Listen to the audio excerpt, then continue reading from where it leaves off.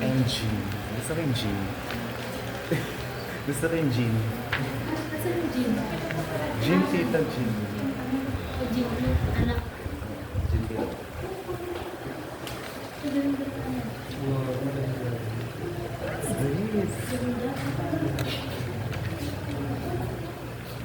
I think we have a winner. Kung ganyan, umaasa sila. Ayun. Morning everyone.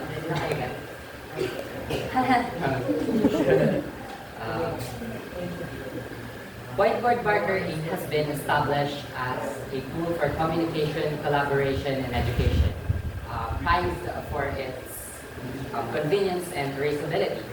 However, the development of the ink, the quality of the ink, mainly focused on its functionality rather than formulating solutions or rather than formulating sustainable and alternative ink.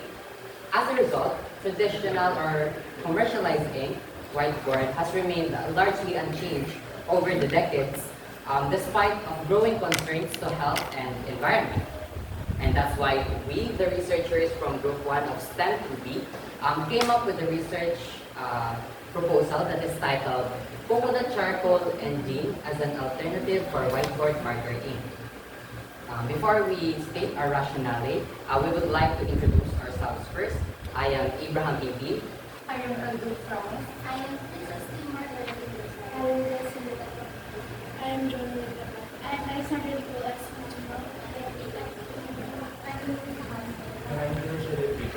We are the researchers from grade 12 STEM Strand. So our rationale states that through our research, we aim to address the environmental concerns associated with conventional or commercialized whiteboard marker inks by proposing an alternative solution that utilizes the use of coconut charcoal and gin. By employing the properties of these natural ingredients, we seek for more sustainable and biodegradable option for writing on whiteboard.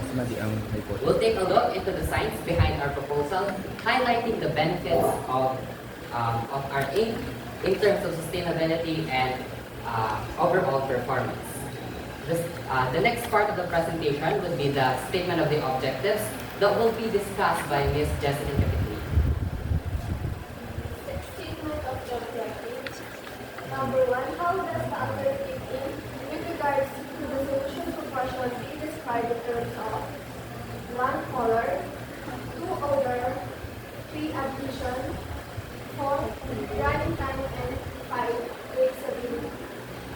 Number 2, will there be a noticeable contrast in the quality of the ink in terms of proportion used for coconut charcoal and ink? Number 3, is there a significant difference in the quality of the ink using coconut charcoal and ink to the commercialized whiteboard marker ink? Number 4, what is the implication of the study in the corporate and entrepreneurship field?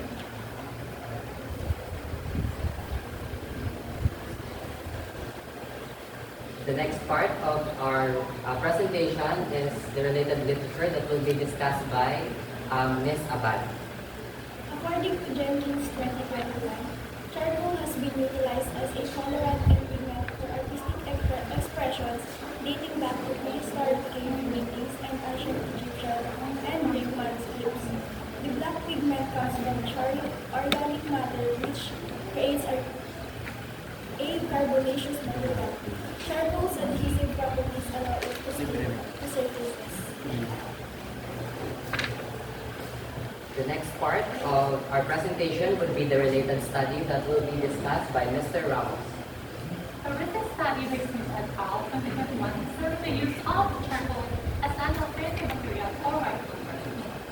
They tested different portions of college combined with exposure of alcohol and compared the flow rate, prime time, and traceability to commercialize whiteboard.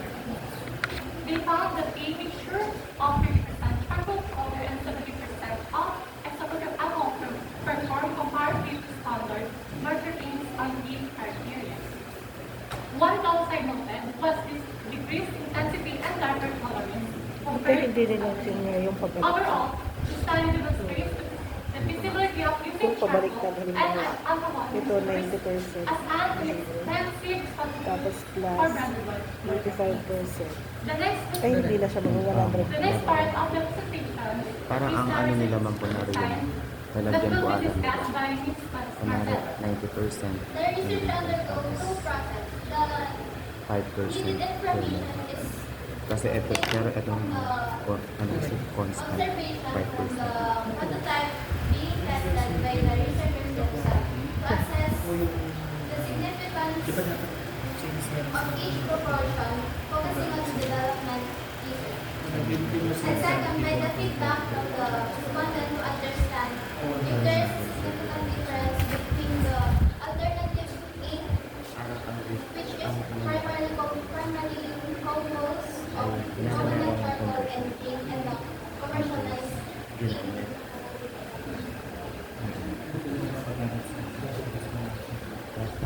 The next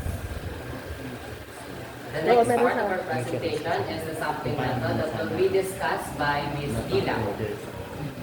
by different simple random, the researchers identified or unique selection for the sample of any individual that is reported probability of faith and acceptability. The next part of our presentation is Wait, wait, wait. Eh, sa ano, kung paano po nila ano gawin yung is Sabi there a na significant we need a simple summary difference in between these the phases. Number one, based on the solution of the tinatry nila. parang ko lang tinatry nila. So we're having comparative thinking first from one. Tapos, pero Secondly, based lang din talaga sa pagkakaano ng mga Tapos parang may questionnaire sila. Yun the yung quality of sasagutin mo. based on various proportions has shown that there is no stable Oo, contrast. may respondent sila. conversion, tsaka yung gawa. So for every Yung proportion sila has a checklist. different target and Parang may like checklist. Oo, ito lang dito siya. there is a significant difference in the quality of ink using Meron siyang ano, and ink to the nag-conduct sila ng pre-testing with traditional so method. there is a difference Marker in the ink. Yung post-testing nila, yung alternative. whiteboard marker ink to our alternative. Ito ay yung gawa na ng Lastly, the study mainly focus on an alternative product that can be used to have an impact on the marketing. Pero silang ano, Next, the conclusion. makita naman yung po siya dito mo. The next part of our presentation is the conclusion that will be discussed by Ms. Maino. So, based on the findings, conclusions are derived. The color, odor, adhesion, dryness, and traceability of the alternative ink varies in its proportion. Researchers conclude that too much amount of either solute or solvent will highly affect the alternative ink. Having too much gin will make the prototype translucent. On the other hand, adding too much coconut charcoal will make the mixture dry and it will not be able to create an ink. 65% of coconut charcoal, 30% of gin, and 5% of gum arabic powder recommended as an alternative to whiteboard marker, as it is only composed of materials which can be found around the comfort of our house. The research finding indicates that the coconut Inadapt daw nila to can dun be sa used may as an alternative ink with charcoal good plus absorption, color, and isopropyl other alcohol. properties when tested on Inadapt nila various tong checklist. brands. Kasi dito, parang dito The kasi alternative ma'am, ink made from pinakita ng coconut agad sa charcoal and ink has a potential to be a product for ito innovation. yung ano. The last Parang ang gusto ko part is the recommendation is to be discussed by Ms. yung Lisa. color mo, yung photo, yung parang agad para at least kapag kinonfirm mo sa kanila, flat yung quality. Oh, para makita mo. Okay. Hindi, parang yung binigay lang nila agad dito, yun na yung yung 65%, 35%. Yun. Ito na yun. Kasi tinrayan muna nila yung dun sa yung sham. Tapos yung parang pinaka-okay, yun yung tinatrayan nila. Feeling ko, parang ganun nabasa. Whiteboard marker ink. It is recommended that first measure researchers Ay, pero parang meron siyang proportion. Yun yung proportion, ano man pala, proportion 1, proportion 2, proportion 2. Pero parang ano, As if for printers that is called pero since nakuha naman nila kung ano. So that ends our presentation. We are now ready for your Inadapt na yun. recommendation, suggestion, and questions po. Ba, may pa-picture sila, oh. Ayan, so my first question is... Wait lang, ano yung first question? What is your null hypothesis?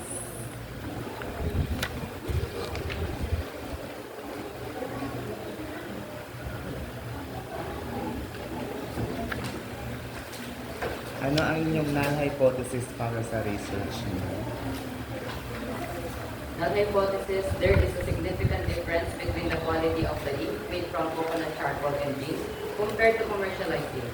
The commercialized ink is made from special binding agents made from chemicals making it more pigmented, quick drying, and Isa naman pala siya. So sabi niyo po dun sa Isa null na- hypothesis, na- sir, hindi po nag-succeed yung study namin kasi po, yung po mga ginagamit po sa commercialized na marker is meron po siyang mga chemical which ginagawa niya po yung quality ng commercialized ink na na-erase, mas maganda yung adhesion, and mas madali pong matuyo.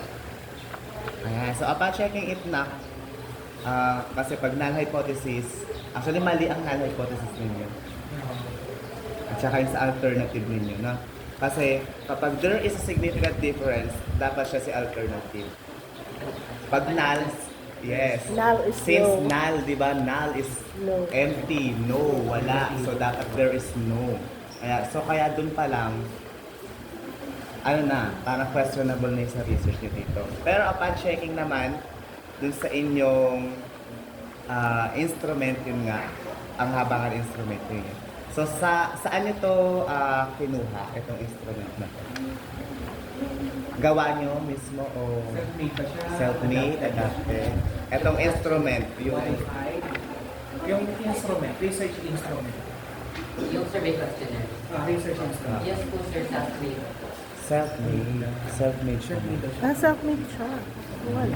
Ba't kanya parang... Hindi siya modified, yung kinuha niyo sa iba, tapos may pinagbasihan kayo. Hindi po. Pero nagpatulong po kami sa mga, nagpa-validate po kami sa mga faculty.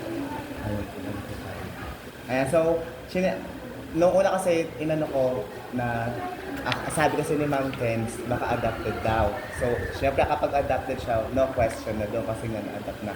Pero nung chinek ko kasi parang mas may better way na gawin siya. Kunwari, proportion 1 muna. Proportion 1, tapos yung scale niya para kay color, kay odor, kay adhesion, para at least yung table na yon napapakita na yung kalidad na niya agad. Tapos proportion to color, adhesion. Ayan. So kasi dito na ang napakita niyo agad, kunwari, proportion parang binaligtad niyo yung yung nasa rows at columns. Dito naman color, proportion 1, proportion 2, proportion 3. Para kasing kapag naghanap tayo ng is there a significant difference, dapat is yung muna, proportion 1, tapos lahat ng quality niya in terms of color, adhesion, para maganda siyang, maayos siyang ma-stats. Ayan. So, yun lang naman. Kaya, yun nga, nung nasa isip ko baka adapted. Oo, akala ko kay Barameda kaya siya. self-made pala siya. Ayan. Si Barameda Pero since lang. na-validate ko. Ayan. Mas maganda kasi yung sinasabi niyo sa agad, para at least mas madali siyang Malaman. mas madali niyo ma-identify. Mm-hmm. Kasi naka-separate na siya dito sa isa na siya minsan. Pwede naman nilang i-separate eh. Opo, ma'am. Separate lang. Actually, pero pwede naman i-separate nyo. Kunwari, kunin nyo lahat ng sagot kay... Oh, meron naman ng sagot may eh. sagot naman kayo, di ba? Kunwari, lahat ng sagot kay proportion 1 in terms of color, adhesion, gano'n.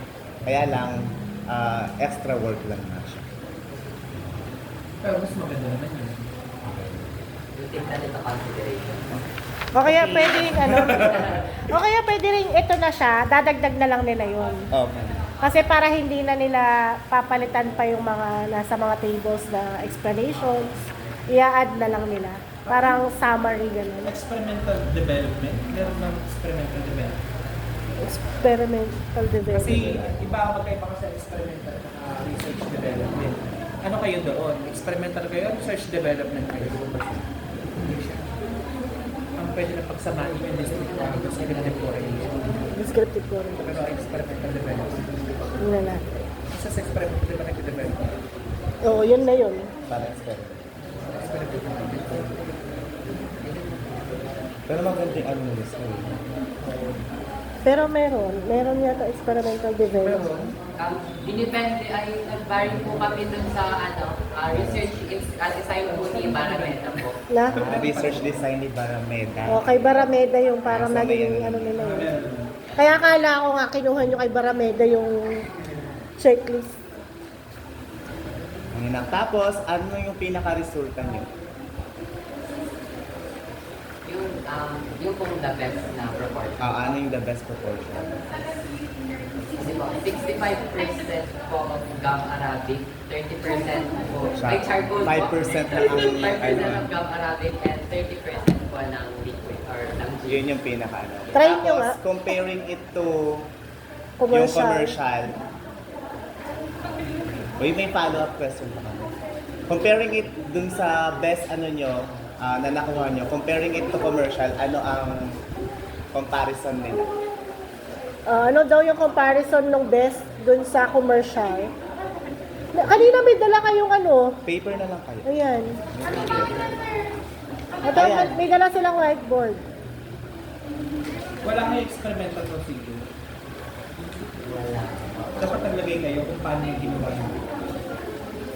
Yung Oo. procedure. Procedure.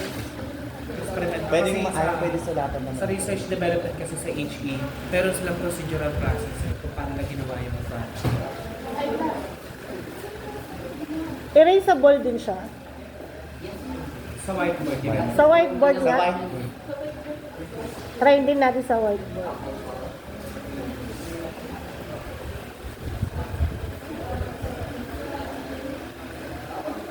Ano yung pagkakaiba niya dun sa sa commercial na ginagamit? Ano yung ano yung advantage niya? Bukod po sir sa, bukod po sir sa, mga materials, bukod Wala po rin sir din sa sila. price, sa materials po sir, kasi po sir, yung pong mga commercialized ink, as stated po sa aming related literature, nagpo-contain po sila ng xylene and choline. And yung pong mga yon, yung pong, pwede po silang mag-cause ng pagkahilo. And yung choline po, pwede po kapag po improper use po sa Nakakahilo din ang G. Sino ang di nahilo sa G? yung improper disposal po ng whiteboard markers, pwede po siyang maka-affect sa soil and sa water. Tapos po, naghanap po kami, ano po yung pwedeng gamiting alternative for xylene and choline. And nakahanap po kami ng green solvent, which is tinatawag natin ethyl lactate. Nasa ano din po yan, nasa RRL din po yan. Yung po mga ethyl lactate, nakikita po siya sa mga energy drinks, sa mga alak, sa mga food, sa mga ginagamit din po siya sa gamot, sa pharmaceutical, and sa mga skincare. So, naisip po namin na why not, yun po umanap po kami ng D4 na gawin namin solvent. Tapos po, ayun po, we came out na gin na po yung gamitin. Ano ba yung content ng gin na mas advisable na gamitin yung gin? Ay, than natin others? So when it comes sa price, Oo, sa price. Hmm. Kunwari, magkano yung commercial? Kunwari yung hawak niyong commercial, magkano yan? magkano? Since syempre sir, konti lang po yung mga Hindi, yung commercial muna. Ay, commercial. Magkano daw siya? Magkano yan? Nasa ano lang yata? 12? Pwede. Kung sa ano po sir, Depende sa brand. Hindi, kunwari yung brand na yan.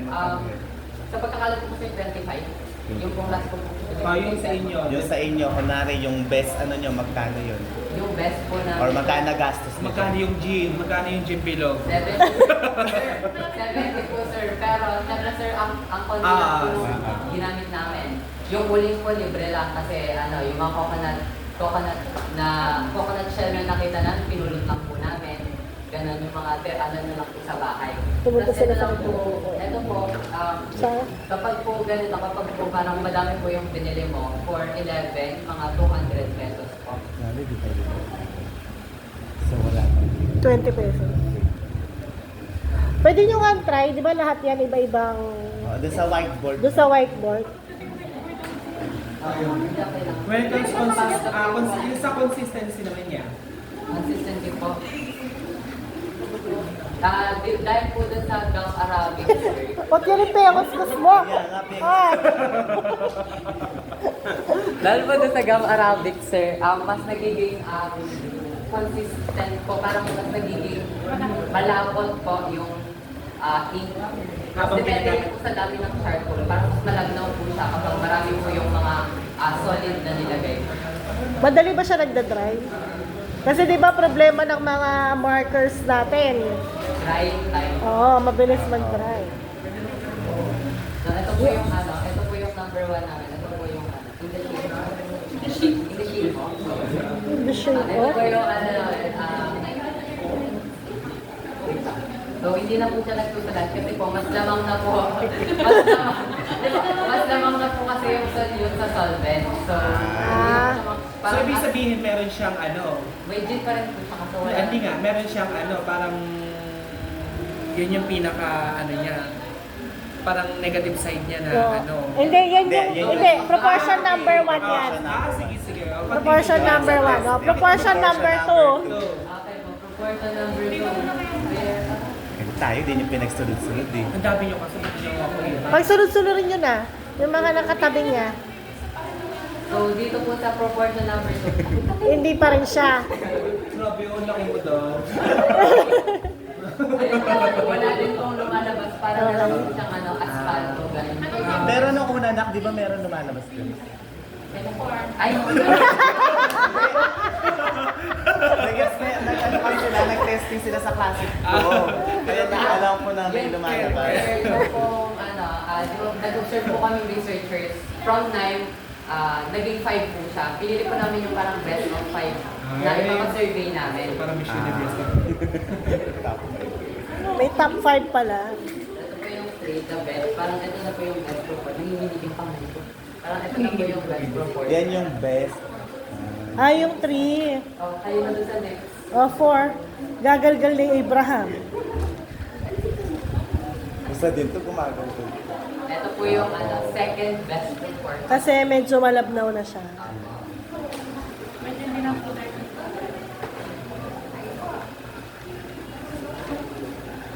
Maagalgal pala yung harap. Parang pareho lang sila ni Tri, pero parang mas watery siya, no?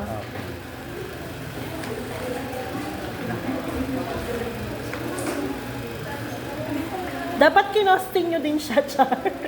Research, naging costing. Business plan. Ito nga.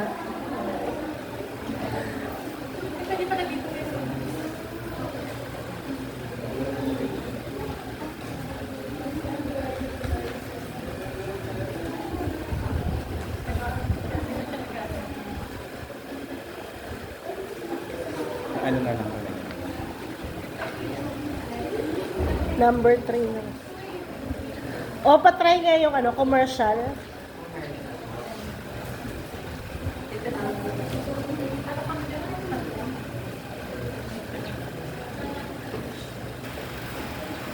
Pabura ng konti. Yung sa half lang yung buburahin nyo. Tignan natin kung pare-pareho lang yung bura niya. Ay, newa. Half lang half. Gaganon yun. Pakita mo sa amin.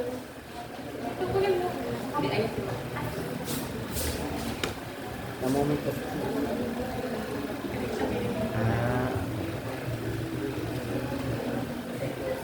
So, kulang lang siyang parang konti kulay panin. Or baka dahil Doon sa nagamit commercial. mo yun.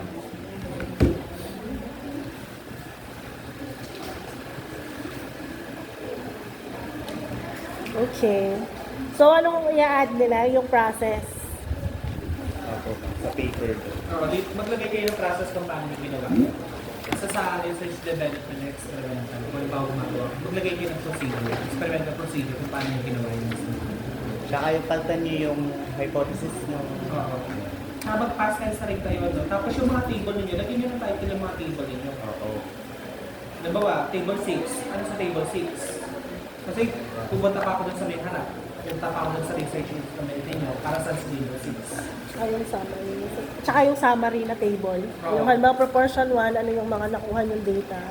Sa color, arrow As per na. table, maglagay kayo ng literature nyo, supported literature para dun sa mga table. Oo, wala siya. Maganda na yun siya. Ikaw na maglalagay sa loob. Kasi sa'yo yung color. Yung